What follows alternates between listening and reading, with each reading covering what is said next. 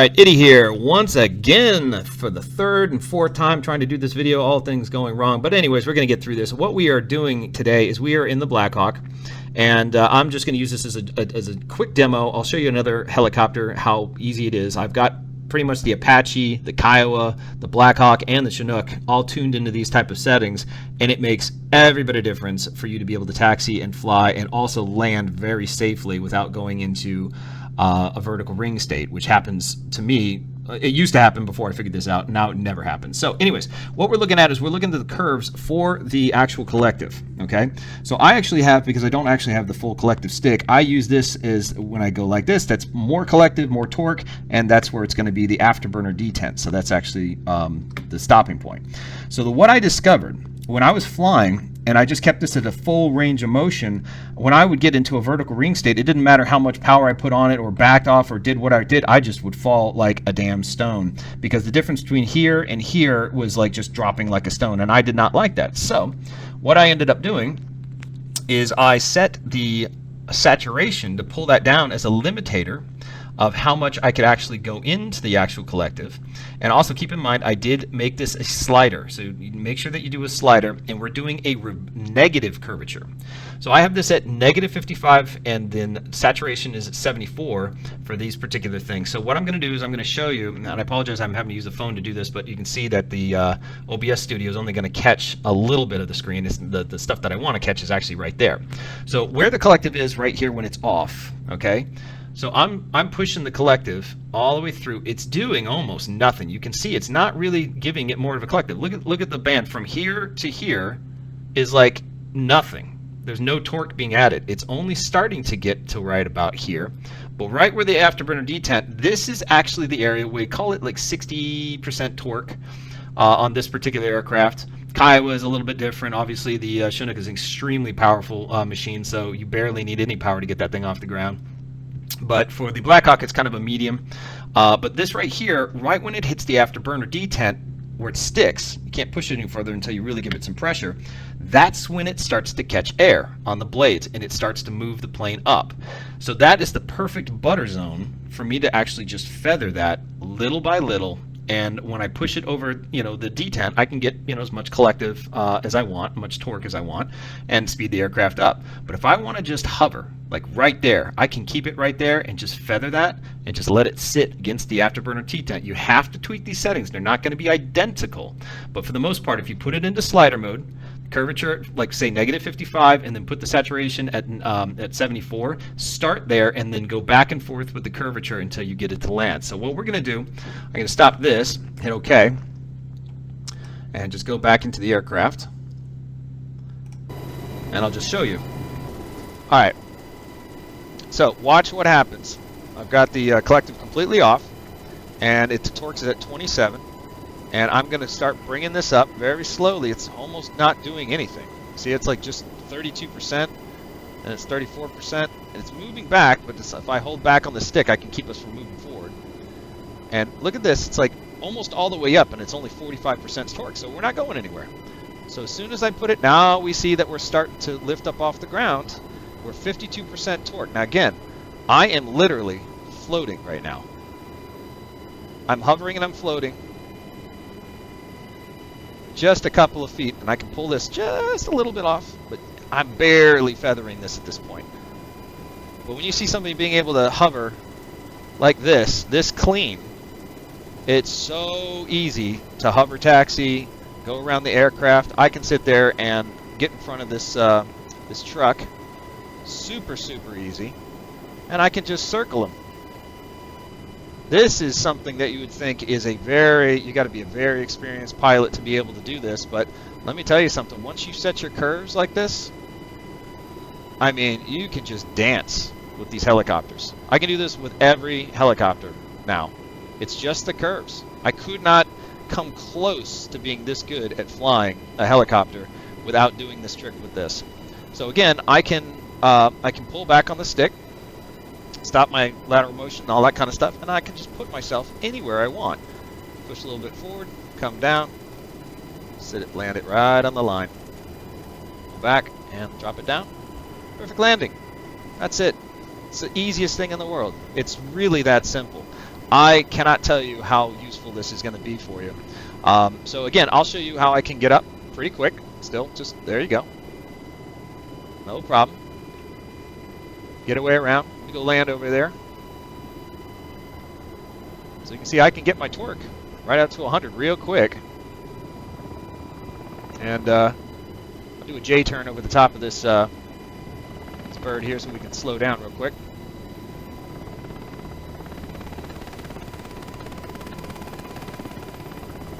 Alright, so we just stopped. And then now we're at 50% torque. And I can just bring it down. Really, really subtle. See how if I just leave it here, I'm just floating down. And so I can bring it down just a little bit more. So I don't know where I'm landing, because I can't see that other big ass plane behind me. But I'll go ahead and come over here. Push myself out a little bit. And now we're just going to be able to come back in. Just little by little. Just bring it down. Again, leaving it right at that afterburner D10. I know I'm just got enough power to lift the plane up. But look at how friggin' easy that is. I mean, I couldn't do that to save my life with just standard curves. It's just impossible. So I can just, I'm still hovering. See if I can go outside for a second. Yeah. A couple feet off the ground. So if I want to just come over here, spin this guy around.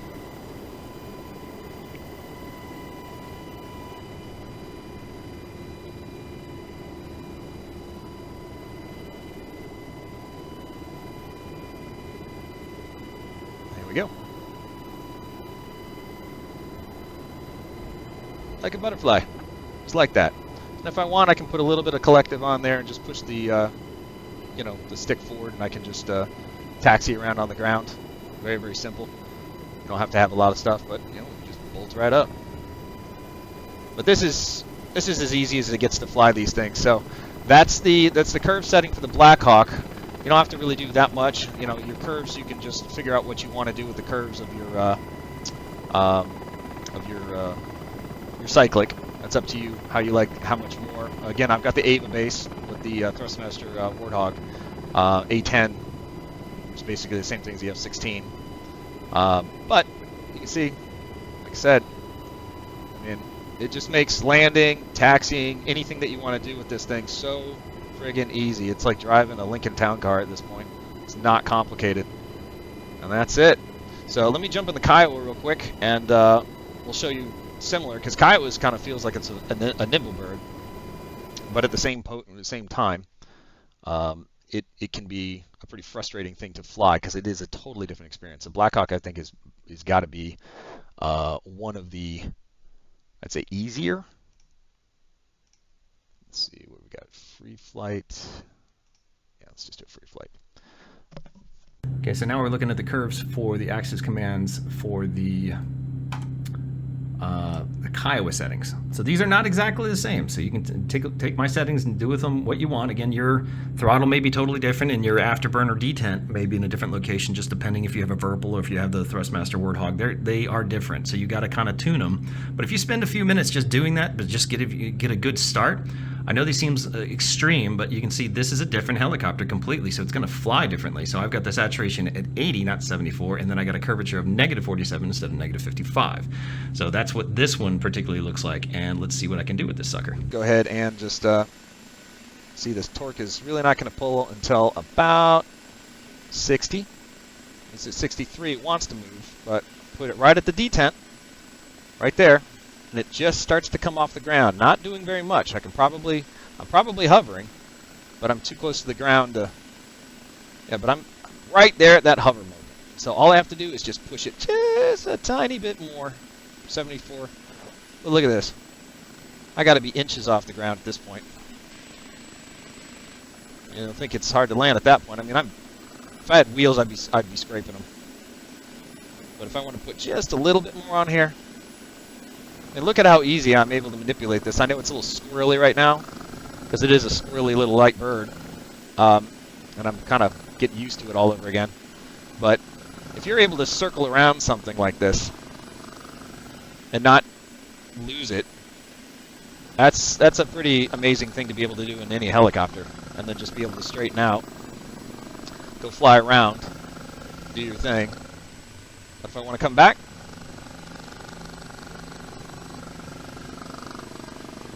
and land without getting into some real shenanigans, again, I got it just right over that detent or the afterburner, and I'm just going to slowly come down, a little bit more, go back, and just come down. Just like slop. It's kind of sloppy as far as roll, but anyways, I'm down, and I can do that again. I always try to say, if you can practice just getting 3 feet off the ground, getting where you want to be, put yourself like on that line right there, and just kind of hover. Of course, you got all this AI stuff, which is awesome. You can just make it hover for you. But just put you right down in this line. Come down. Boom. There you go. So again, I can do this with the Chinook. I can do this with all the aircrafts. It's really just about the curves. It's a major, major difference and a major help for anybody that's struggling with landing their aircraft.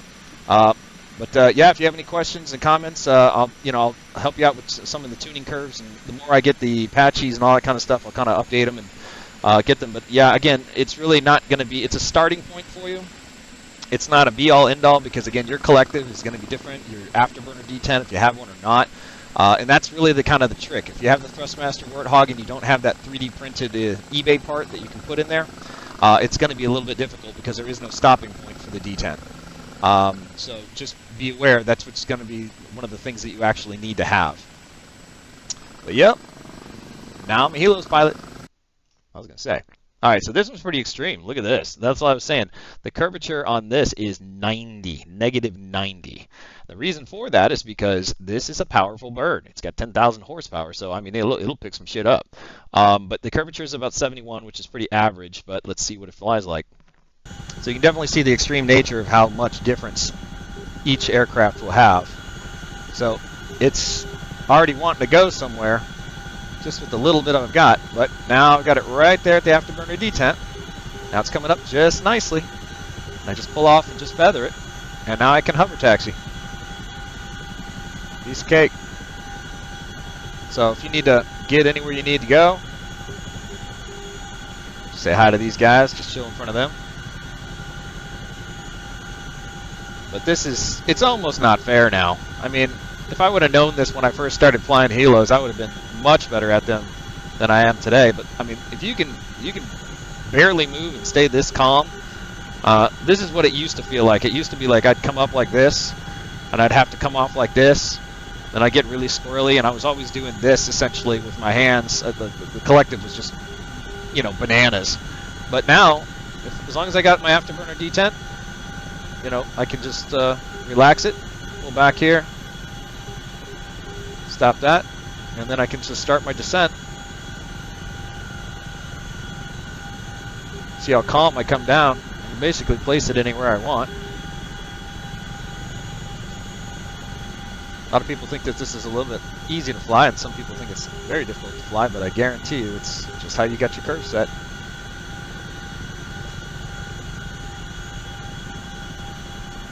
Right there at that detent, just to stop it from coming up. That's a little sloppy, a little bit, could have been softer, but still, we're good. But again, we'll go to the outside of the plane. I don't have that set up yet. We'll go to the outside of the plane, if we could, on the F10 map or whatever, but just this little tiny hover. Just off the ground, just enough to get off the ground. See how easy this is. I can circle around this Jeep, this truck or whatever. Just like in the Chinook, or not the Chinook, but the Kiowa and the Blackhawk. Got this much, play and freedom. Get a little close to that guy. Keep forgetting how damn big I am. But, I mean, if I got this much control to be able to just get next to this guy, scare the shit out of that driver. I mean,